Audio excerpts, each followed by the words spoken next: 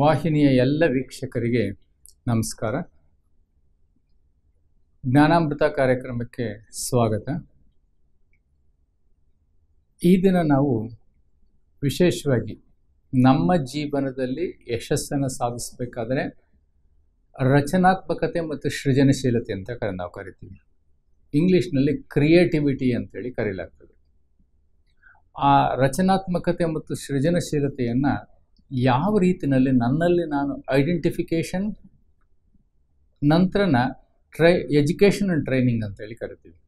ಆ ಸೃಜನಶೀಲತೆಯನ್ನು ನನ್ನಲ್ಲಿ ಹೇಗೆ ಗುರುತಿಸ್ಕೊಳ್ಬೇಕು, ಅದಕ್ಕೆ ಹೇಗೆ ಶಿಕ್ಷಣ ಕೊಡಬೇಕು, ಅದಕ್ಕೆ ಹೇಗೆ ತರಬೇತಿ ಕೊಡಬೇಕು ಅನ್ನೋದನ್ನು ನಾವು ನೋಡೋಣ. ನಾವು ಈ ಜಗತ್ತಿನಲ್ಲಿ ನೀವೇನು ಕೆಲಸ ಮಾಡಲಿಕ್ಕಾದರೂ ಹೋಗಿ, ಉದ್ಯೋಗ ಮಾಡಿ ಅಥವಾ ಸ್ವಾವಲಂಬಿ ಜೀವನ ನಡೆಸಿ ಅಥವಾ ಸಾಮಾಜಿಕ, ಆರ್ಥಿಕ, ಶೈಕ್ಷಣಿಕ, ಆಧ್ಯಾತ್ಮಿಕ ಯಾವ ಕ್ಷೇತ್ರಕ್ಕಾದರೂ ನಿಮ್ಮನ್ನು ನೀವು ಗುರುತಿಸ್ಕೊಂಡು ಅದರಲ್ಲಿ ತೊಡಗಿಸ್ಕೊಳ್ಬೇಕಂತ ಹೇಳಿದರೆ ಈ ರಚನಾತ್ಮಕತೆ ಅಥವಾ ಸೃಜನಶೀಲತೆ ಅನ್ನೋದು ಬಹಳಷ್ಟು ಮುಖ್ಯವಾಗಿರ್ತಕ್ಕಂಥದ್ದು. ಅಂದರೆ ನಾವು ಸಾಮಾನ್ಯವಾಗಿ ಜಗತ್ತನ್ನು ನೋಡುವ ದೃಷ್ಟಿಕೋನ ಏನಿದೆ ಅದನ್ನು ನಾವು ವಿಭಿನ್ನವಾಗಿ ನೋಡ್ತಕ್ಕಂಥ ಒಂದು ದೃಷ್ಟಿಕೋನವನ್ನು ನಾವು ಬೆಳೆಸ್ಕೊಳ್ಬೇಕಾಗ್ತದೆ. ಅಂದರೆ ಎಲ್ಲರೂ ನೋಡ್ದಂಗಲ್ಲ, ಎಲ್ಲರೂ ನೋಡ್ದಂಗೆ ನಾವು ಜಗತ್ತನ್ನು ನೋಡಿದರೆ ಯಾರಂತೆ ಅಂದರೆ ಊರಂತೆ, ಹೌದಪ್ಪನ ಜಾತ್ರೆಗೆ ಹೌದಪ್ಪ, ಅಲ್ಲಪ್ಪನ ಜಾತ್ರೆಗೆ ಅಲ್ಲಪ್ಪ ಆಗ್ಬಿಡ್ತದೆ. ಹಾಗಾಗಿನ ನಾವು ಬೇರೆಯವರನ್ನು ಅನುಸರಿಸೋದಿಲ್ಲ, ನಾವು ಈ ಜಗತ್ತನ್ನು ವಿಭಿನ್ನ ದೃಷ್ಟಿಕೋನಗಳಿಂದ ನೋಡ್ತಕ್ಕಂಥದ್ದು. ಈಗ ಉದಾಹರಣೆಗೆ ಸಾಹಿತಿಗಳಿರ್ಬೋದು, ಅಥವಾ ವಿಜ್ಞಾನಿಗಳಿರ್ಬೋದು, ಅಥವಾ ಸಾಧಕರು ಅಂದರೆ ಉದ್ಯಮಗಳನ್ನು ಸ್ಥಾಪನೆ ಮಾಡಿ ಅನೇಕ ರೀತಿಯಾಗಿರ್ತಕ್ಕಂತಹ ಪ್ರಾಡಕ್ಟ್ಸನ್ನು ತಯಾರು ಮಾಡ್ತಕ್ಕಂಥವ್ರು ಇರ್ಬೋದು. ಅವರೆಲ್ಲರಿಗೂ ಮೂಲಭೂತವಾಗಿದ್ದಂಥದ್ದಂತಂದರೆ ಅಂತರಂಗದ ಚೇತನತೆಯಲ್ಲಿ ಸೃಜನಶೀಲತೆ ಇದ್ದಂಥದ್ದು. ಈಗ ನಾವು ಉದಾಹರಣೆಗೆ ನಾವು ಇನ್ಫೋಸಿಸ್ ನಾರಾಯಣಮೂರ್ತಿ, ಸುಧಾಮೂರ್ತಿ ಅವ್ರನ್ನೇ ನೆನಪು ಮಾಡ್ಕೊಳ್ಳಿ. ಅವರು ಆರಂಭದ ದಿನಗಳಲ್ಲಿ ಏನೆಲ್ಲ ಕಷ್ಟದ ದಿನಗಳಿತ್ತು ಅನ್ನೋದನ್ನು ಸುಧಾಮೂರ್ತಿಯವರು ಆಗಾಗ ಅನೇಕ ವೇದಿಕೆಗಳಲ್ಲಿ ಅವ್ರು ಹೇಳ್ತಿರ್ತಾರೆ. ಅಂದರೆ ನಮಗೆ ಒಂದು ಸಣ್ಣ ವಸ್ತುವನ್ನು ಕೊಂಡ್ಕೊಳ್ಳಿಕ್ಕೂ ಸಹಿತವಾಗಿ ಕಷ್ಟ ಸಾಧ್ಯವಾಗಿರ್ತಕ್ಕಂಥ ಪರಿಸ್ಥಿತಿಗಳಿತ್ತು. ಹಾಗಾಗಿನ ನನ್ನ ಸುಧಾಮೂರ್ತಿಯವರು ಹೇಳ್ತಾರೆ, ನಾರಾಯಣಮೂರ್ತಿಯವರು ಈ ರೀತಿಯಲ್ಲಿ ಒಂದು ಸಾಫ್ಟ್ವೇರ್ ಉದ್ಯಮವನ್ನು ಸ್ಥಾಪನೆ ಮಾಡಬೇಕು ಅಂತೇಳಿ ಹೊರಟಾಗ ನನ್ನ ಹತ್ರ ಇರ್ತಕ್ಕಂತಹ ಒಂದು ಒಡವೆಗಳನ್ನ ಮಾರಿ ಅವರಿಗೆ ಹಣ ಕೊಟ್ಟೆ. ಹಾಗಾಗಿನ ಅವರು ಬಹುಶಃ ಸಾಫ್ಟ್ವೇರನ್ನು ಹೊಸದಾಗಿ ತಯಾರು ಮಾಡಿದಾಗ, ಅವರು ಹೊಸದಾಗಿ ಈ ಕಂಪ್ಯೂಟರಿನ ಸಾಫ್ಟ್ವೇರ್ ಸಿಸ್ಟಮ್ಸ್ ಏನಿರ್ತದೆ ಅವು ಬೆಳಕಿಗೆ ಬಂದಾಗ ಅವರು ಪ್ರತಿ ನಗರಗಳಿಗೆ ಹೋಗಿ ಅದನ್ನು ಪರಿಚಯಿಸ್ತಾ ಇದ್ರು. ನೋಡಿ, ನಗರಗಳಿಗೆ ಹೋಗಿ ಪರಿಚಯಿಸ್ತಾ ಇದ್ರು ಮತ್ತು ಈ ಜಗತ್ತಿಗೆ ಏನು ಬೇಕು ಅನ್ನೋದನ್ನು ಅವರು ಆಲೋಚನೆ ಮಾಡ್ತಿದ್ರು. ವಿಭಿನ್ನವಾಗಿ ಆಲೋಚನೆ ಮಾಡ್ತಿದ್ರು, ಎಲ್ಲರೂ ಯೋಚನೆ ಮಾಡ್ದಂಗೆ ಮಾಡ್ತಿರ್ಲಿಲ್ಲ. ನಾನು ಏನಾದರೂ ಈ ಜಗತ್ತಿಗೆ ಕೊಡಬೇಕು ಅಂತಕ್ಕಂಥ ಆಲೋಚನೆಗಳನ್ನ ಇಟ್ಕೊಂಡು ಇವತ್ತು ಇನ್ಫೋಸಿಸ್ ಅಂತಕ್ಕಂಥ ಒಂದು ಅಂತಾರಾಷ್ಟ್ರೀಯ ಸಾವಿರಾರು ಕೋಟಿ ಏನು ಹೂಡಿಕೆಯಾಗಿರ್ತಕ್ಕಂಥ ಒಂದು ಸಂಸ್ಥೆಯನ್ನು ಅವರು ಸ್ಥಾಪನೆ ಮಾಡಿದರು. ಅದರ ಮೂಲಭೂತ ಕಾರಣ ಯಾವುದು? ಸುಧಾಮೂರ್ತಿಯವರ ಒಂದು ಸಹಯೋಗ ಇರ್ಬೋದು. ಆ ಸಹಯೋಗಕ್ಕೆ ತಕ್ಕ ಹಾಗೆ ನಾರಾಯಣಮೂರ್ತಿಯವರು ಸೃಜನಶೀಲವಾಗಿ ಅಥವಾ ಕ್ರಿಯೇಟಿವ್ ಆಗಿ, ಅಂದರೆ ಸೃಜನಶೀಲತೆ ಅಥವಾ ಕ್ರಿಯೇಟಿವ್ ಅಂತ ಹೇಳಿದರೆ ಲಾಜಿಕ್ಕಾಗಿ ಯೋಚನೆ ಮಾಡೋದು, ತಾರ್ಕಿಕ ಆಲೋಚನೆ ಅಂತೇಳಿ ನಾವು ಕರಿತೀವಿ, ಅಥವಾ ಪಾಸಿಟಿವ್ ಸಂಕಲ್ಪಗಳಂತೇಳಿ ಕರಿತೀವಿ, ಅಥವಾ ಆಲೋಚನೆ ಅಂತೇಳಿ ಕರಿತೀವಿ. ಹಾಗೆ ಸೈಂಟಿಫಿಕ್ ಆಲೋಚನೆ ಅಂತ ಕರಿತೀವಿ, ವೈಜ್ಞಾನಿಕವಾಗಿರ್ತಕ್ಕಂಥ ಆಲೋಚನೆ ಅಂತೇಳಿ ನಾವು ಕರಿತೀವಿ. ಈ ಮನುಷ್ಯ ಯಾವಾಗಲೂ ಸಹಿತವಾಗಿ ಅವನು ತನ್ನ ಆಲೋಚನೆಗಳೇನಿರ್ತದೆ ಅದು ತಾರ್ಕಿಕವಾಗಿರಬೇಕು, ತಾಂತ್ರಿಕವಾಗಿರಬೇಕು, ವೈಜ್ಞಾನಿಕವಾಗಿರಬೇಕು, ಸಕಾರಾತ್ಮಕವಾಗಿರಬೇಕು. ಹಾಗೆ ಪಾಸಿಬಿಲಿಟಿ ಥಿಂಕಿಂಗ್ ಅಂತೆ ಸಾಧ್ಯತೆಗಳ ಬಗ್ಗೆ ಚಿಂತನೆಯನ್ನು ಮಾಡ್ತಕ್ಕಂಥದ್ದು. ಹಾಗೆಯೇ ವಿಚಾರಗಳೇನಿರ್ತದೆ ಆ ವಿಚಾರಗಳನ್ನು ವಿಭಿನ್ನವಾಗಿ ಆಲೋಚನೆ ಮಾಡ್ತಕ್ಕಂಥ ಒಂದು ಶಕ್ತಿಯನ್ನೇ ನಾವು ಸೃಜನಶೀಲತೆ ಅಂತೇಳಿ ಕರಿತೀವಿ. ಈಗ ನಿಮಗೆ ಒಂದು ಉದಾಹರಣೆ ಏನು ಹೇಳೋದಾದರೆ, ಒಂದು ಚಪ್ಪಲಿ ಅಂಗಡಿ, ಚಪ್ಪಲಿಯ ಒಂದು ಪ್ರೊಡಕ್ಷನ್ ಅಂದರೆ ಉತ್ಪಾದನೆ ಮಾಡ್ತಕ್ಕಂಥ ಒಂದು ಉದ್ದಿಮೆಯ ಓನರ್ ಅವನು ಹಡಗಿನಲ್ಲಿ ಪ್ರಯಾಣ ಮಾಡಬೇಕನ್ನಿಸ್ತದೆ. ಅವನು ಹಡಗಿನಲ್ಲಿ ಪ್ರಯಾಣ ಮಾಡಬೇಕನ್ನಿಸ್ದಾಗ ಅವನು ಹಡಗಲ್ಲಿ ಹೋಗ್ತಾ ಇರ್ತಾನೆ. ಹಡಗು ಪ್ರಯಾಣ ಮಾಡಬೇಕಾದ್ರೆ ಒಂದು ದ್ವೀಪದ ಹತ್ರ ನಿಂತ್ಕೊಳ್ತದೆ. ದ್ವೀಪದ ಹತ್ರ ನಿಂತ್ಕೊಂಡಾಗ ಅವನು ಅನೌನ್ಸ್ ಮಾಡ್ತಾರೆ, ಇನ್ನು 1 ಅವರ್ ಟೈಮ್ ಇದೆ, ಬೇಕಾದರೆ ನೀವು ಇಲ್ಲಿ ಸುತ್ತ ಏನಾದರೂ ನೋಡ್ಕೊಂಡು ಬರ್ಬೋದು ವಿತಿನ್ 1 ಅವರ್ ಅಂತ ಹೇಳ್ತಾರೆ. ಹಾಗಾಗಿ ಲಂಗರನ್ನು ಹಾಕಿ ನಿಲ್ಲಿಸ್ತಾರೆ. ಆಗ ಅಲ್ಲಿದ್ದವರೆಲ್ಲ ಇಳಿದು ಬೇರೆ ಬೇರೆ ರೀತಿಯ ನೋಡ್ಲಿಕ್ಕೆ ಹೋಗ್ತಾರೆ. ಇವನು ಚಪ್ಪಲಿಯ ಇಂಡಸ್ಟ್ರಿಯನ್ನು ಸ್ಥಾಪನೆ ಮಾಡಿರ್ತಕ್ಕಂಥ ಓನರ್ ಸಹಿತ ಅವನು ಓಡಾಡ್ತಾನೆ. ಅವನಿಗೆ ಕಂಡುಕೊಂಡಿದ್ದೇನಂತ ಹೇಳಿದರೆ, ಅಲ್ಲಿ ಆ ದ್ವೀಪದ ಜನ ಯಾರೂ ಸಹಿತವಾಗಿ ಚಪ್ಪಲಿ ಹಾಕ್ತಿರಲಿಲ್ಲ. ಅವನಿಗೆ ಭಾಳ ಸಂತೋಷ ಆಯಿತು. ಅಯ್ಯೋ, ಇಷ್ಟೊಂದು ಮುಂದುವರೆದಂತಹ ಒಂದು ಯುಗದಲ್ಲಿ ಈ ದ್ವೀಪದಲ್ಲಿ ಯಾವ ಚಪ್ಪಲಿ ಅಂಗಡಿಯವರು ಬಂದು ಇಲ್ಲಿ ಚಪ್ಪಲಿಯನ್ನು ಮಾರಾಟ ಮಾಡಿಲ್ಲ, ನನಗೊಂದು ದೊಡ್ಡ ಅವಕಾಶ ಅಂತ ಹೇಳಿ ಅವನು ಭಾವಿಸ್ತಾನೆ. It's a great opportunity for me to open a showroom year ಅಂತೇಳಿ. ಆಗ ನನಗೆ ಬಹಳಷ್ಟು ಖರ್ಚಾಗ್ತದೆ ಅಂತ ಯೋಚನೆ ಮಾಡ್ತಾನೆ. ಸೊ ಯೋಚನೆ ಮಾಡಿದಾಗ ಅವನೇನು ಮಾಡ್ತಾನೆ ಅಂತ ಹೇಳಿದರೆ, ವಾಪಸ್ ತನ್ನ ಊರಿಗೆ ಬಂದ ಮೇಲೆ ಅವನು ಒಂದು ಮೀಟಿಂಗನ್ನು ಕರಿತಾನೆ. ಎಲ್ಲರದ್ದು ಮೀಟಿಂಗ್ ಕರೆದು ಅವನು ಹೇಳ್ತಾನೆ, ಯಾರು ಹೋಗ್ತೀರ ಅಲ್ಲಿಗೆ, ಇಂಥ ದ್ವೀಪ ಇದೆ, ಅಲ್ಲಿ ಯಾವುದು ಚಪ್ಪಲಿ ಅಂಗಡಿನೇ ಇಲ್ಲ, ನಾವೇ ಫಸ್ಟ್ ಓಪನ್ ಮಾಡೋದು, ನಾವೇ ಮೊದಲಿಗರಾಗೋಣ ಅಂತ. ಸರಿ, ಯಾರೋ ಒಬ್ಬ ಹೋಗ್ತಾನೆ, ರಂಗ ಅನ್ನೋ ಹೋಗ್ತಾನೆ, ಅಲ್ಲಿ ಓಪನ್ ಮಾಡ್ತಾನೆ, ಒಂದು ಮಳಿಗೆ ತಗೊಂಡು ಓಪನ್ ಮಾಡ್ತಾನೆ. ಆದರೆ ಯಾರೂ ಅಲ್ಲಿ ಚಪ್ಪಲಿ ತಗೊಳ್ಳೋಕ್ಕೆ ಬರೋದೇ ಇಲ್ಲ. ಅವನು 3 ತಿಂಗಳ ಕಾಲ ವೆಯ್ಟ್ ಮಾಡ್ತಾನೆ. Nobody will turn up to purchase the any chappals. ಯಾವುದೇ ರೀತಿಯಾಗಿರ್ತಕ್ಕಂತಹ ಒಂದು ಚಪ್ಪಲ್ಸನ್ನು ಪರ್ಚೇಸ್ ಮಾಡಲಿಕ್ಕೆ ಒಬ್ಬರೂ ಬರೋದಿಲ್ಲ. ಅವನಿಗೆ ಬೇಜಾರಾಗುತ್ತೆ, ಬಾಗಿಲು ಹಾಕ್ಕೊಂಡು ವಾಪಸ್ ಬರ್ತಾನೆ. ಆಗ ಓನರ್ಗೆ ಹೇಳ್ತಾನೆ, ಸರ್, ಅವ್ರು ಯಾರಿಗೂ ಚಪ್ಪಲಿ ಹಾಕೋದೇ ಗೊತ್ತಿಲ್ಲ ಸರ್, ಅವ್ರೊಂಥರ ಅನಾಗರಿಕ ಜನ ಸರ್, ಬರೀ ಕಾಲಲ್ಲಿ ಓಡಾಡ್ತಾರೆ ಹೊರತು ಚಪ್ಪಲಿ ಹಾಕೋದಿಲ್ಲ ಅಂತ ಹೇಳಿ. ಸರಿ, ಇನ್ನೊಂದು ಮೀಟಿಂಗ್ ಕರಿತಾನೆ. ಇನ್ನೊಂದು ಮೀಟಿಂಗ್ ಕರೆದು ಎಲ್ಲ ಎಕ್ಸಿಕ್ಯೂಟಿವ್ಸ್ನೆಲ್ಲ ಕರೆದು ಅವ್ನು ಮಾತಾಡಿದಾಗ ಇನ್ನೊಬ್ಬ ತಿಮ್ಮಣ್ಣ ಅನ್ನೋನು ಒಪ್ಕೊಳ್ತಾನೆ. ಸರ್, ನಾನು ಹೋಗ್ತೀನಿ, ಕಳಿಸ್ಕೊಡಿ ಸರ್ ನನಗೆ ಅಂತ ಹೇಳ್ತೀನಿ. ಆಗ ತಿಮ್ಮಣ್ಣ ನಾನು ಹೋಗಿ ಎಲ್ಲ ಕಸ ಹೊಡೆದು ಬಾಗಿಲು ತೆಗೆದು ಆ ಜನಗಳಿಗೆ ಒಂದು ಸರಿ ಊರೆಲ್ಲ ಅಡ್ಡಾಡ್ಕೊಂಬಂದು ಆ ಜನಗಳನ್ನ ಮೊದಲು ಪರಿಚಯ ಮಾಡ್ಕೊಳ್ತಾನೆ. ಪರಿಚಯ ಮಾಡಿಕೊಂಡು ಅವ್ರ ಜೊತೆಯಲ್ಲಿ ಕೂತ್ಕೊಂಡು ಮಾತನಾಡ್ತಾನೆ. ಹಾಗೆಯೇ ಅವ್ರ ಕಾಲುಗಳ ಬಗ್ಗೆ ಅವನು ಜ್ಞಾನವನ್ನು ಕೊಡ್ತಾನೆ. ನಿಮ್ಮ ಕಾಲುಗಳು ನೋಡಿ ಎಷ್ಟು ಚೆನ್ನಾಗಿದೆ, ಈ ಕಾಲುಗಳು ಇಷ್ಟು ಚೆನ್ನಾಗಿರ್ತಕ್ಕಂಥ ಕಾಲುಗಳು, ಮತ್ತು ನಿಮ್ಮ ಮುಖ ನೋಡಿದರೆ ಇಷ್ಟೊಂದು ಚೆನ್ನಾಗಿ ಹೊಳಿತಾ ಇದೆ, ಮತ್ತು ನಿಮ್ಮ ಜೀವನದಲ್ಲಿ ಚಪ್ಪಲಿಗಳು ಭಾಳ ಅಗತ್ಯ, ಫ್ರೀಯಾಗಿ ಚಪ್ಪಲಿ ಕೊಡ್ತೀನಿ, ಹಾಕ್ಕೊಂಡು ಅಡ್ಡಾಡಿ, ನಿಮ್ಗೆ ಅನುಕೂಲ ಆದರೆ ಇಟ್ಕೊಳ್ಳಿಲ್ಲ ನಾನು ವಾಪಸ್ ತಂದು ಕೊಡಿ ಅಂತ ಹೇಳ್ತಾನೆ. ಆಗ ಫ್ರೀಯಾಗಿ ಒಂದು 20 ಚಪ್ಪಲಿ ಕೊಡ್ತಾನೆ. ಜನ ಎಲ್ಲ ಹಾಕ್ಕೊಂಡು ಓಡಾಡ್ತಾರೆ. ಭಾಳ ಖುಷಿ ಅನ್ನಿಸ್ಬಿಡ್ತದೆ ಅವ್ರಿಗೆ. ಯಾಕೆಂದರೆ ಎಷ್ಟೋ ಶತಮಾನಗಳಿಂದ ಚಪ್ಪಲಿನೇ ಹಾಕದೇ ಇರ್ತಕ್ಕಂಥವ್ರು ಚಪ್ಪಲಿ ಹಾಕ್ಕೊಂಡು ಅಡ್ಡಾಡೋದು ಅವ್ರಿಗೇನೋ ಒಂದು ದೊಡ್ಡ ಖುಷಿ ಆಗ್ತದೆ. ಇನ್ನಷ್ಟು ಜನ ಬರ್ತಾರೆ, ನಮಗೆ ಫ್ರೀ ಚಪ್ಪಲಿ ಕೊಡಿ ಅಂತ. ಆದರೆ ಅವನು ಹೇಳ್ತಾನೆ, ಇಲ್ಲ, 20 ಜೊತೆ ಚಪ್ಪಲಿ ಇದು ಫ್ರೀ ಕೊಟ್ಟಿದ್ದೀನಿ, ಈಗ ನಾನು ಬೇಕಾದ್ರೆ ಡಿಸ್ಕೌಂಟ್ ರೇಟಲ್ಲಿ ಕೊಡ್ತೀನಿ ಅಂತ ಹೇಳಿದೆ. ಡಿಸ್ಕೌಂಟ್ ರೇಟ್ ಅಂತ ಹೇಳಿದರೆ ₹100 ಚಪ್ಪಲಿ ಬೆಲೆ, ಬಟ್ ₹50 ಡಿಸ್ಕೌಂಟು, ₹50, 50% ಡಿಸ್ಕೌಂಟ್ ಅಂತ ಹೇಳ್ತಾರೆ. ಆ್ಯಕ್ಚುಲಿ ಚಪ್ಪಲಿಯ ಬೆಲೆ ₹50 ಅಷ್ಟೇ.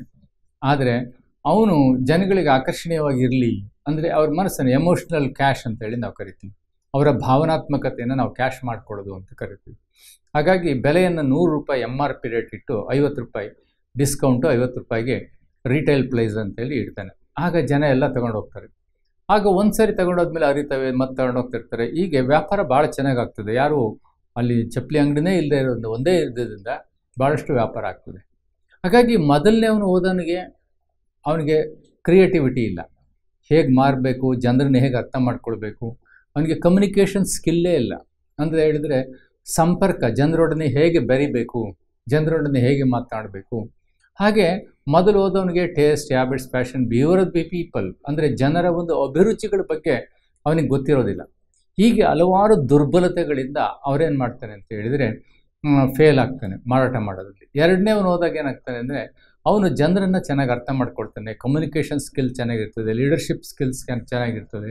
ಅಂದರೆ ಜನರ ಮನೋಭಾವನೆಯನ್ನು, ಜನರ ಅಭಿರುಚಿಗಳನ್ನು ಅರ್ಥ ಮಾಡ್ಕೊಳ್ತಕ್ಕಂಥ ಶಕ್ತಿ ಇರ್ತದೆ. ಆಗ ಅವನು ಕನೆಕ್ಟ್ ಆಗಿಬಿಡ್ತಾನೆ ಜನಗಳ ಜೊತೆಯಲ್ಲಿ, ಆಗ ಮಾರಾಟ ಆಗ್ತದೆ. ಹೀಗೆ so there are various opportunities are there in the world. ಈ ಜಗತ್ತಿನಲ್ಲಿ ನಾವು we should be the creators, not the followers. ನಾವು ಈ ಜಗತ್ತಿನಲ್ಲಿ ರಚನೆಕಾರರಾಗಬೇಕೇ ಹೊರತು ಅನುಯಾಯಿಗಳಾಗಬಾರ್ದು. ಇತ್ತೀಚಿನ ದಿನಗಳಲ್ಲಿ ಏನಾಗಿದೆ ಅಂತ ಹೇಳಿದರೆ, ರಾಜಕಾರಣ ಅಥವಾ ಯಾವುದೇ ಕ್ಷೇತ್ರದಲ್ಲಿರ್ಬೋದು, ಧಾರ್ಮಿಕ ಕ್ಷೇತ್ರ ಇರ್ಬೋದು, ರಾಜಕೀಯ ಕ್ಷೇತ್ರ ಇರ್ಬೋದು, ಸಾಮಾಜಿಕ ಕ್ಷೇತ್ರ ಇರ್ಬೋದು, ಯಾರೋ ಒಬ್ಬ ಲೀಡರ್ ಏನು ಮಾಡ್ತಾನೆ ಅಂತಂದರೆ ಈ ವಿಲ್ ಎನ್ಕ್ಯಾಶ್ ಅದರ್ ಪೀಪಲ್. ಅವನೇನು ಮಾಡ್ತಾನೆ, ಬೇರೆಯವರನ್ನ ಎಮೋಷ್ನಲಿ ಬ್ಲ್ಯಾಕ್ ಮೇಲ್ ಮಾಡಿ ಇವತ್ತು ತನ್ನ ಒಂದು ಗುರಿಯೆಡೆಗೆ ಕರ್ಕೊಂಡು ಹೋಗ್ತಕ್ಕಂಥ ತಾನು ತನ್ನ ಗುರಿಯನ್ನು ಮುಟ್ಲಿಕ್ಕಾಗಿ ಅವರೆಲ್ಲರ ಇಮೋಷನ್ಸನ್ನು ಅವನು ಕ್ಯಾಶ್ ಮಾಡ್ಕೊಳ್ತಾ ಇರ್ತಾನೆ. ಸೊ ಅದು ಇವತ್ತು ನಡೀತಾ ಇರ್ತಕ್ಕಂಥದ್ದು. ಹಾಗಾಗಿ ನಮ್ಮಲ್ಲಿ ಸೃಜನಶೀಲತೆ ಇಲ್ಲದೆ ಇದ್ದಾಗ ನಮ್ಮನ್ನು ಎಕ್ಸ್ಪ್ಲಾಯಿಟೇಷನ್ ಮಾಡ್ತಾರೆ, ನಮ್ಮನ್ನು ಶೋಷಣೆ ಮಾಡ್ತಾರೆ ಜನ, ಅಥವಾ ಲೀಡರ್ಸ್ ನಮ್ಮನ್ನು ಶೋಷಣೆ ಮಾಡ್ತಾರೆ.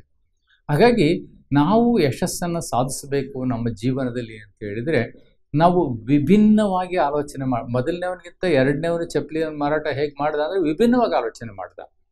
ಅವನು ಕೆಲವು ಸ್ಕಿಲ್ಗಳನ್ನು, ಕೆಲವು ವಿಶೇಷತೆಗಳನ್ನು ತನ್ನಲ್ಲಿ ರೂಢಿಸ್ಕೊಂಡ. ಅದನ್ನೇ ನಾವು ಕ್ರಿಯೇಟಿವಿಟಿ ಅಂತೇಳಿ ನಾವು ಕರಿತೀವಿ. ಹಾಗಾಗಿನ ನಾವು ಯಾವಾಗಲೂ ಕ್ರಿಯೇಟಿವಿಟಿಯನ್ನು ನಮ್ಮ ಜೀವನದಲ್ಲಿ ರೂಪಿಸ್ಕೊಂಡಾಗ, ರಚನಾತ್ಮಕವಾಗಿ ನಾವು ಬದುಕನ್ನು ಆಲೋಚನೆ ಮಾಡಿದಾಗ ನಮ್ಮ ಬದುಕು ಸಹಜವಾಗಿರ್ತದೆ ಮತ್ತು ನಾವು ಯಶಸ್ವಿ ಪ್ರಜ್ಞೆಯನ್ನು ನಾವು ರೂಪಿಸ್ಕೊಳ್ತೀವಿ. ಹಾಗಾಗಿನ ಇನ್ನೂ ನಾವು ಯೋಚನೆ ಮಾಡೋದಾದರೆ, ಒಂದು ಕಂಪನಿ, ಆ ಕಂಪನಿಯಲ್ಲಿ ಒಬ್ಬ ಗಾರ್ಡ್ ಆಗಿರ್ತಾನೆ. ಆ ಗಾರ್ಡು ಏನಾಗುತ್ತೆ ಅಂತ ಹೇಳಿದ್ರೆ ಅವನು ಬೇರೆ ಕಂಪನಿಯಿಂದ ಅಲ್ಲಿಗೆ ಡೆಪ್ಯುಟೇಷನ್ ಆಗಿರ್ತಕ್ಕಂಥ, ಅಂದರೆ ಬೇರೆ ಕಂಪನಿಯಿಂದ ಹೇರ್ ಮಾಡ್ಕೊಂಡಿರ್ತಾರೆ. ಆದರೆ ಆ ಕಂಪನಿಯವರು ಆಲೋಚನೆ ಮಾಡ್ತಾರೆ, ನಮ್ಮ ಬೇರೆ ಕಂಪನಿಯಿಂದ ನಾವು ಹೇರ್ ಮಾಡೋದಕ್ಕಿಂತ ನಾವೇ ಒಂದು ಸೆಕ್ಯೂರಿಟಿ ಸಿಸ್ಟಮನ್ನು ಇಟ್ಟು ಅವರಿಗೆಲ್ಲ ತರಬೇತಿ ಕೊಟ್ಟು ನಮ್ಮ ಕಂಪನಿಯ ವ್ಯವಸ್ಥೆಗೆ ತಕ್ಕ ಹಾಗೆ ನಾವು ಸೆಕ್ಯೂರಿಟಿಯನ್ನು ರೂಪಿಸ್ಕೊಳ್ಬೇಕಾಗುತ್ತೆ ಅಂತೇಳಿ ಇರುವ ಗಾರ್ಡನ್ನು ಏನು ಮಾಡ್ತಾರೆ, ತೆಗೆದಾಕ್ಬಿಡ್ತಾರೆ. ಅವನಿಗೆ ಬಹಳ ಬೇಸರ ಆಗ್ತದೆ. ಏನು ನನಗೆ ಇಷ್ಟು ದಿವಸ ನನಗೆ ಇವರು ಅನ್ನ ಕೊಟ್ಟಿದ್ರು, ಈಗ ನಾನು ಎಲ್ಲಿ ಹೋಗಲಿ ಅಂತೇಳಿ ನನಗೆ ಗೊತ್ತಿರ್ತಕ್ಕಂಥದ್ದು ಒಂದೇ ಉದ್ಯೋಗ, ನನಗೆ ಬೇರೆ ಉದ್ಯೋಗ ಗೊತ್ತಿಲ್ಲ, ನನಗೆ ಓದು ಬರಹ ಬರೋದಿಲ್ಲ, ಮತ್ತು ಬೇರೆ ಉದ್ಯೋಗಗಳ ಬಗ್ಗೆ ನನಗೆ ತರಬೇತಿನೂ ಇಲ್ಲ, ಶಿಕ್ಷಣವೂ ಇಲ್ಲ, ಯಾವುದೂ ಇಲ್ಲ, ನಾನು ಹೇಗೆ ಬದುಕೋದು ಅಂತ ಯೋಚನೆ ಮಾಡ್ತಾನೆ. ಯೋಚನೆ ಮಾಡಿ ಅವನೇನು ಮಾಡ್ತಾನೆ ಅಂತ ಹೇಳಿದರೆ, ಭಾಳ ಬೇಸರ ಆಗ್ತದೆ, ನಾಳೆಯಿಂದ ಏನು ಮಾಡೋದು ಅಂತ. ಹಾಗೆಯೇ ಭಾಳ ಬೇಸರ ಆದಾಗ ನಾವೇನು ಮಾಡ್ತೀವಿ, ಟೀ ಕುಡಿತೀವಿ, ಕಾಫಿ ಕುಡಿತೀವಿ, ಅಥವಾ ನೀರು ಕುಡಿತೀವಿ, ಸಮಥಿಂಗ್ ಏನೋ ತಗೊಳ್ಳಿಕ್ಕೆ ಪ್ರಯತ್ನ ಮಾಡ್ತೀವಿ. ಅವನು ಅಲ್ಲೆಲ್ಲ ನೋಡ್ತಾನೆ, ಎಲ್ಲೂ ಕಾಣೋದೇ ಇಲ್ಲ, ಟೀ ಅಂಗಡಿನೇ ಇರೋದಿಲ್ಲ. ಸುಮಾರು 1 ಕಿಲೋಮೀಟ್ರ್ ದೂರ ನಡ್ಕೊಂಡು ಹೋಗ್ಬೇಕಾಗ್ತದೆ. ಆ ಇಂಡಸ್ಟ್ರಿಯಿಂದ ಅವನು ಟೀ ಕುಡಿಬೇಕು ಅಂತ ಹೇಳಿದರೆ ಅವ್ರು 1 ಕಿಲೋಮೀಟ್ರ್ ನಡ್ಕೊಂಡು ಹೋಗ್ಬೇಕಾಗ್ತದೆ. ಅವನು 1 ಕಿಲೋಮೀಟ್ರ್ ನಡೀತಾನೆ. ನಂತರ ಅವನು ಟೀ ಕುಡಿಬೇಕಾದ್ರೆ ಒಂದು ಆಲೋಚನೆ ಹೊಡಿತದೆ, ಅರೆ ನಾನು ಇಂಡಸ್ಟ್ರಿಯಾಗಿ ಹತ್ತಿರವಾಗಿ ಎಲ್ಲಾದರೂ ಒಂದು ಕಡೆ ಒಂದು ಗೂಡಂಗಡಿಯನ್ನು ಹಾಕಿ, ಟೀ ಅಂಗಡಿಯನ್ನು ಹಾಕಿ ನಾನು ಅನುಕೂಲ ಮಾಡಿಕೊಡ್ಬೋದಲ್ವೇ ಅಂತೇಳಿ ಅವನಿಗೆ ಆಲೋಚನೆ ಬರ್ತದೆ. ನೋಡಿ ಅವನ ಆಲೋಚನೆಯನ್ನು, ಅವನಿಗೆ ಟೀ ಕುಡಿಬೇಕಾದ್ರೆ ಇಷ್ಟು ದೂರ ಬರಬೇಕಾಯ್ತು, ಅಲ್ಲಿ ಸಾವಿರಾರು ಜನ ಕೆಲಸ ಮಾಡ್ತಿದ್ದಾರೆ, ಅವ್ರು ಟೀ ಕುಡಿಬೇಕಾದ್ರೆ ಇಷ್ಟು ದೂರ ಬರಬೇಕಾಗ್ತದೆ, ನಾನು ಅಲ್ಲೇ ಹತ್ರ ಒಂದು ಓಪನ್ ಮಾಡಿದರೆ ನಾನು ಬಹುಶಃ ಚೆನ್ನಾಗಿ ವ್ಯಾಪಾರ ಆಗ್ತದೆ ಅಂತ ಯೋಚನೆ ಮಾಡಿ ಒಂದು ಪೆಟ್ಟಿ ಅಂಗಡಿ ಓಪನ್ ಮಾಡ್ತಾನೆ. ಚೆನ್ನಾಗಿ ವ್ಯಾಪಾರ ಆಗ್ತದೆ ಅವನಿಗೆ. ನೋಡಿ ಅವನ್ನ ತೆಗೆದಾಕ್ದಾಗ ಅವನ ಆಲೋಚನೆ ಮಾಡಬೇಕಾಯಿತು, ಅಥವಾ ಅವನಿಗೆ ಬಹಳ ದುಃಖ ಆಗಬೇಕಾಗಿತ್ತು, ಸೋಮಾರಿತನ ಆಗಬೇಕಾಗಿತ್ತು, ಅವನ ಜೀವನದಲ್ಲಿ ಒಂದು ರೀತಿ ಖಿನ್ನತೆ ಆವರಿಸಬೇಕಾಗಿತ್ತು, ಆತಂಕ, ಉದ್ವೇಗಗಳು ಆವರಿಸಬೇಕಾಗಿತ್ತು. ಬಟ್ ಅವನು ವಿಭಿನ್ನವಾಗಿ ಆಲೋಚನೆ ಮಾಡಿದ. ತೆಗೆದಾಕಿದ್ದನ್ನೇ ಅವನು ಚಾಲೆಂಜ್ ಆಗಿ ತೆಗೆದುಕೊಂಡು ಮತ್ತೊಂದು ಉದ್ಯೋಗವನ್ನು ತಾನೇ ಸೃಷ್ಟಿಸ್ಕೊಳ್ತಾನೆ. ಆಗ ಅಂಗಡಿ ಹಾಕಿದಾಗ ಅದು ದೊಡ್ಡ ಹೋಟೆಲ್ ಆಗಿ ಪರಿವರ್ತನೆ ಆಗ್ತದೆ, ನಂತರ 5 ಸ್ಟಾರ್ ಹೋಟೆಲ್ ಆಗ್ತದೆ. ಆಗ ಒಬ್ಬ ಸಾಮಾನ್ಯ ವ್ಯಕ್ತಿಯಾಗಿದ್ದಂಥವನು, ಒಬ್ಬ ಸಾಮಾನ್ಯ ಗಾರ್ಡ್ ಆಗಿದ್ದಂಥವನು ಇಷ್ಟು ದೊಡ್ಡ ಹೋಟೆಲ್ನ ಓಪನ್ ಮಾಡಲಿಕ್ಕೆ ಕಾರಣ ಏನು ಅಂತ ಹಲವಾರು ಚಾನಲ್ನವರು ಅವನ್ನ ಬಂದು ಕೇಳ್ತಾರೆ, ಏನಪ್ಪ ನಿನ್ನ ಯಶಸ್ಸಿನ ಗುಟ್ಟೇನು ಅಂತ. ಏನಿಲ್ಲ, ನಾನು ಗಾರ್ಡಾಗಿ ಕೆಲಸ ಮಾಡ್ತಿದ್ದೆ, ನಾನು ತೆಗೆದಾಕಿದ್ದೇ ಯಶಸ್ಸಿನ ಗುಟ್ಟು ಅಂತ ಹೇಳ್ತೇನೆ. ಒಂದು ಪಕ್ಷ ನನ್ನ ಅಲ್ಲೇ ಮುಂದುವರಿಸ್ಬಿಟ್ಟಿದ್ರೆ ಗಾರ್ಡಾಗಿ ನಾನು ಕೆಲಸ ಮಾಡ್ತಿದ್ದೇ ಹೊರತು ಅದಕ್ಕಿಂತ ಬೇರೆ ಆಲೋಚನೆ ನಾನು ಮಾಡ್ತಿರಲಿಲ್ಲ. ಬಟ್ ನನ್ನನ್ನು ತೆಗೆದಾಕಿದಾಗ ನಾನು ಪರ್ಯಾಯವಾಗಿ ಆಲೋಚನೆ ಮಾಡಿದೆ, ಪರಿಹಾರಾತ್ಮಕವಾಗಿ ಆಲೋಚನೆ ಮಾಡಿದೆ. ಹೀಗಾಗಿ ಸಮಸ್ಯೆಗಳು ಬಂದಾಗ ಪರಿಹಾರಾತ್ಮಕವಾಗಿ ಆಲೋಚನೆ ಮಾಡಬೇಕು, ಸೃಜನಶೀಲವಾಗಿ ಆಲೋಚನೆ ಮಾಡಬೇಕು, ಸಕಾರಾತ್ಮಕವಾಗಿ ನಾವು ಆಲೋಚನೆ ಮಾಡಬೇಕೇ ಹೊರತು ನಾವು ಅದನ್ನು ನೆಗೆಟಿವ್ ಆಗಿ ತೆಗೆದುಕೊಳ್ಬಾರ್ದು.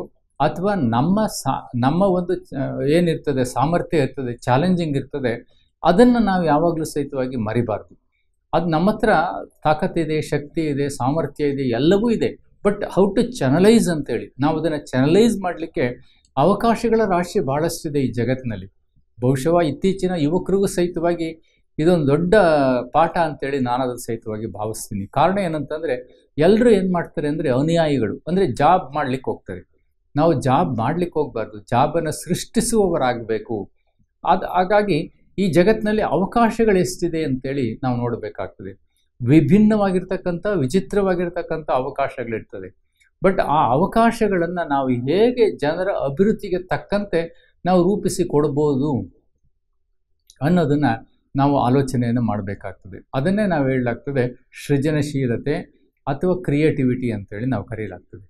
ಹೀಗೆ ನಾವು ಕ್ರಿಯೇಟಿವಿಟಿ ಅಂತಕ್ಕಂಥದ್ದು ಕೇವಲ ಅದಕ್ಕೊಂದೇ ಅಲ್ಲ. ಈಗ ನಾವು ಸಾಹಿತ್ಯ ವಲಯದಲ್ಲಿಯೂ ಸಹಿತವಾಗಿ ಕ್ರಿಯೇಟಿವಿಟಿಯನ್ನು ಕಾಣ್ತೀವಿ. ಬೇಂದ್ರೆಯವರು ಮಲಗಿದ್ರು, ರಾತ್ರಿ 1 ಗಂಟೆ ಕನಸು ಬೀಳ್ತು, ಎದ್ದು ಕೂತ್ಕೊಂಡು ಬರೆಯೋಕ್ಕೆ ಶುರು ಮಾಡಿದ್ರು. ಭೃಂಗದ ಬೆನ್ನೇರಿ ಬಂತು ಕಲ್ಪನಾ ವಿಲಾಸ ಅಂತ. ಅಂದರೆ ರಾತ್ರಿ ಮಲಗಿದ್ರು, ಎಚ್ಚರ ಆದಾಗ ಅವರಿಗೆ ಕನಸುಗಳನ್ನು ನೋಡಿ ಒಂದು ಕಾವ್ಯವನ್ನು ಸೃಷ್ಟಿ ಮಾಡ್ತಾರೆ. ಅಡಿಗರು ಹೀಗೆ ಒಂದು ಹೋಟೆಲಲ್ಲಿ ಕೂತಿದ್ದಾಗ ಫ್ಲೂಟ್ ಅಂದರೆ ಕೊಳಲಿನ ನಾದ ಕೇಳ್ತಾರೆ, ಯಾವ ಮೋಹನ ಮುರಳಿ ಕರೆಯಿತು ನಿನ್ನೆಡೆಗೆ ಅಂತೇಳಿ ಒಂದು ಕಾವ್ಯವನ್ನು ಬರೀತಾರೆ. ಹೀಗೆ ಕೆಲವರು ಕವಿಗಳು, ಈಗ ನಾವು ನಿಸಾರ್ ಅಹಮದ್ರು ಜೋಗ್ ಫಾಲ್ಸ್ಗೆ ಹೋಗಿದ್ರು, ನಾವು ಹೋಗಿದ್ವಿ. ಆದರೆ ನಿಸಾರ್ ಅಹಮದ್ರು ಜೋಗದ ಸಿರಿ ಬೆಳಗಿನಲ್ಲಿ ಅಂತ ಪದ್ಯ ಬರೀತಾರೆ. ಅಂದರೆ ಅದನ್ನು ನೋಡಿ ಅವರಿಗೆ ಕಾವ್ಯ ಸೃಷ್ಟಿ ಆಗ್ತದೆ. ಹೀಗೆ ನೀವು ಯಾವುದೇ ಕ್ಷೇತ್ರದಲ್ಲಿರ್ಬೋದು, ನಿಮ್ಮ ಕ್ಷೇತ್ರದಲ್ಲಿ ವಿಭಿನ್ನವಾಗಿ ಆಲೋಚನೆ ಮಾಡೋದನ್ನು ಕಲಿಯಿರಿ. ರಚನಾತ್ಮಕವಾಗಿ ಸೃಜನಶೀಲವಾಗಿ ಆಲೋಚನೆ ಮಾಡೋದನ್ನು ಕಲಿಯಿರಿ. ಆಗ ನಿಮ್ಮ ಜೀವನದಲ್ಲಿ ಯಶಸ್ಸನ್ನು ಸಾಧಿಸ್ತೀರಿ ಅಂತ ಹೇಳ್ತಾನೆ. ಎಲ್ರಿಗೂ ಒಳ್ಳೆಯದಾಗಲಿ ಸ್ನೇಹಿತರೆ. ನಿಮ್ಮ ಎಲ್ಲರಿಗೂ ಸಹಿತವಾಗಿ ಶುಭಾಶಯಗಳು. ಓಂ ಶಾಂತಿ.